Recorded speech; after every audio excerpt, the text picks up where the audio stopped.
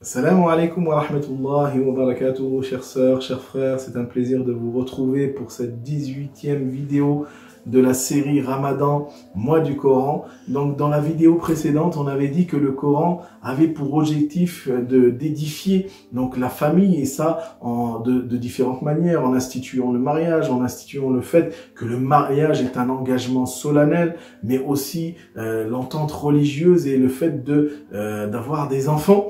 Et on va voir aujourd'hui un autre aspect parmi les objectifs du Coran dans ce qui concerne justement les êtres humains, c'est que le Coran aussi est venu pour rendre justice à la femme et la libérer justement de l'oppression de l'époque anté-islamique. Et une des choses les plus importantes que le Coran ait apporté, rappelons-nous que le Coran il a été révélé au 7e siècle de l'ère chrétienne, c'est de rendre justice à la femme. Alors qu'en France, la femme ne peut voter que depuis la fin des années 40, alors qu'elle ne peut posséder un compte qui lui était propre sans avoir de tuteur que depuis les années 70, et que celle-ci même pouvait donc avoir la garde et sur ses enfants que depuis les années 80. Eh bien, le Coran est venu établir ça il y a plus de 14 siècles. Le Coran est venu pour rendre justice à la femme. Il est venu pour la libérer justement de l'oppression de l'époque anté-islamique et de la délivrer justement de la domination injuste de l'homme sur son destin. Et le Coran a honoré justement la femme et lui a donné ses droits en tant qu'être humain, en tant que femme, en tant que fille, en tant qu'épouse, en tant que mère et en tant que membre de la société de manière générale.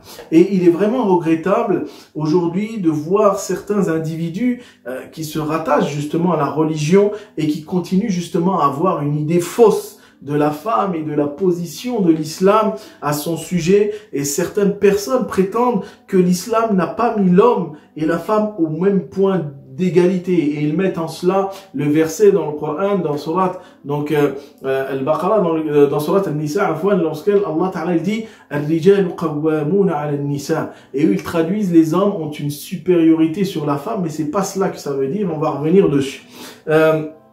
Ils disent ce qui prouve justement cette inégalité, c'est ce verset, mais aussi le fait que d'après l'islam, le témoignage de deux femmes vaut le témoignage d'un homme en matière d'héritage, et qu'en matière d'héritage, Allah subhanahu wa ta'ala il a donné à l'homme justement la part de deux femmes. Et donc Allah azza wa jal, ils disent que Allah Ta'ala il dit que pour un homme, il a la part de deux femmes. Alors, on va revenir sur ces principes-là pour les expliquer et pour avoir justement une compréhension saine de cela, puisqu'Allah Ta'ala il dit justement وَلَهُنَّ مِثْلُ الَّذِي عَلَيْهِنَّ بِالْمَعْرُوفِ, et elles ont des droits équivalents à leurs obligations, conformément à la bienséance. Après Allah Ta'ala il dit وَلِلْرِجَالِ عَلَيْهِنَّ دَرَجَةٌ, mais pour les hommes, ils ont le pas sur elles, et Dieu est puissant et sage. Et donc, il se base sur ces versets-là pour dire que l'homme est là, la prééminence sur la femme, mais on va voir que c'est absolument pas le cas. Et on dira d'ailleurs en guise de réponse que la femme est l'égale de l'homme, du point de vue de la responsabilité religieuse, de la qualité d'être humain, et autre chose que le Coran justement a énoncé, que la Sunna justement est venue confirmer et que les premières générations de musulmans ont appuyé. D'ailleurs le Coran, on va voir, nous dit وَمَنْ عَمِلَ صَالِحًا مِنْ ذَكَرٍ وَأُنْثَى وَهُوَ مُؤْمِنٌ فَلَنُحْيِيَنَّهُ حَيَاةً طَيِّبَةً. Allah subhanahu wa ta'ala il dit, et quiconque mâle ou femelle accomplit une bonne action, tout en étant croyant, nous lui assurerons alors une bonne vie. Donc on voit bien que dans ce verset, Allah Ta'ala ne fait pas la différence entre les hommes et les femmes. De même, il dit, donc, فَاسْتَجَابَ لَهُمْ dans Surat Al-Imran, فَاسْتَجَابَ لَهُمْ رَبُّهُمْ أَنِّي لَا أُضِيعُ عَمَلَ عَامِلٍ مِّنكُم مِّن ذَكَرٍ وَأُنْثَى بَعْضُكُمْ لِبَعْضٍ.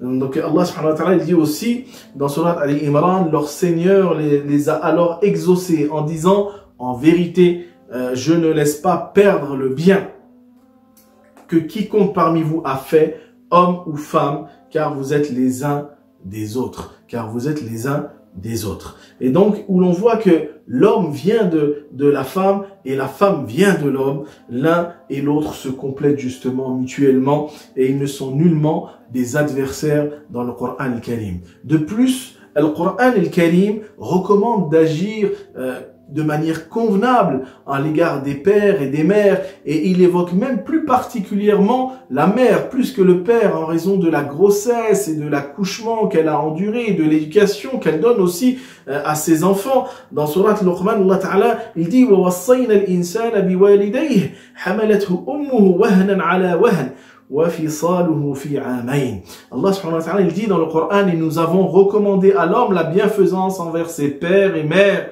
Sa mère l'a porté subissant pour lui peine sur peine, hein, et son sevrage a duré 2 ans. De même, Allah Azza wa Jalla, il dit dans Surat Al-Ahqaf, وَوَصَّيْنَا الْإِنسَانَ بِوَالِدَيْهِ إِحْسَانًا حَمَلَتْهُ أُمُّهُ كُرْهًا وَوَضَعْتُهُ كُرْهًا وَحَمْلُهُ وَفِصَالُهُ 30 شهرا. Allah subhanahu wa ta'ala nous dit dans Surat Al-Ahqaf, et nous avons enjoint à l'homme d'être bon envers ses pères et mères. Sa mère l'a péniblement porté et en a péniblement accouché, et sa gestation et son sevrage durent 30 mois. Et cette attention du Coran particulière justement à la mère, c'est ce qui a poussé l'envoyé de Dieu sallallahu alayhi wa sallam à désigner par 3 fois de suite la mère à l'intention bienveillante des enfants, et une fois seulement le père. Et là, une fois, on lui a dit, ô messager de Dieu, qui mérite le plus qu'on le traite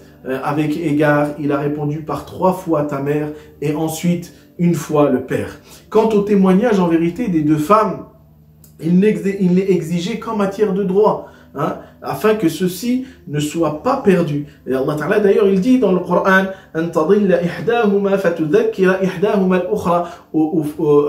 donc si l'une d'entre elles oublie, que l'autre lui rappelle. Donc quant au témoignage des femmes, et même d'une seule femme, eh bien il faut savoir qu'il est accepté par Sharia concernant les questions pour lesquelles les hommes ne peuvent pas témoigner. Et s'agissant aussi de la question de l'héritage, ben, si l'homme a la part de 2 femmes, c'est parce que l'un et l'autre n'ont pas les mêmes charges financières, et ça c'est bien connu du point de vue de Sharia.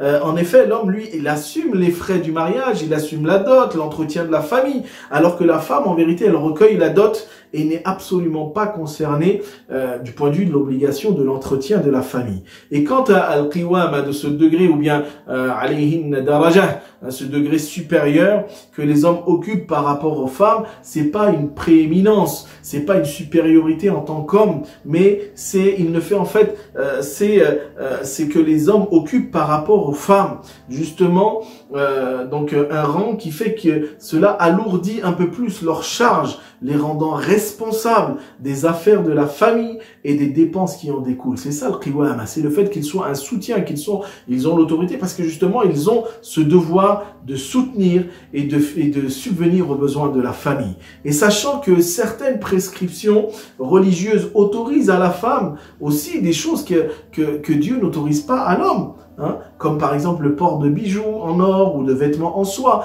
Donc on voit que Allah Ta'ala, il autorise certaines choses aux femmes et pas aux hommes. Et quoi qu'il en soit, on voit que l'égalité entre l'homme et la femme, c'est une règle générale dans le Coran al-Karim, puisqu'Allah Ta'ala il dit وَالْمُؤْمِنُونَ وَالْمُؤْمِنَاتِ بَعْضُهُمْ أَوْلِيَاءُ بَعْضٍ, que les croyants et les croyantes sont alliés les uns les autres. De même, le prophète alayhi salatu wa salam, il dit la femme est la 2e moitié de l'homme. Donc on demande à Allah Azza wa Jalla qui nous permette de comprendre ce principe-là et qui nous attache à son livre, à son mois de Ramadan béni. أقول قولي هذا وأستغفر الله لي ولكم إنه غفور رحيم فاستغفروه يغفر لكم واشكروه على نعمه يزد لكم وآخر دعوانا أن الحمد لله رب العالمين والسلام عليكم ورحمة الله وبركاته.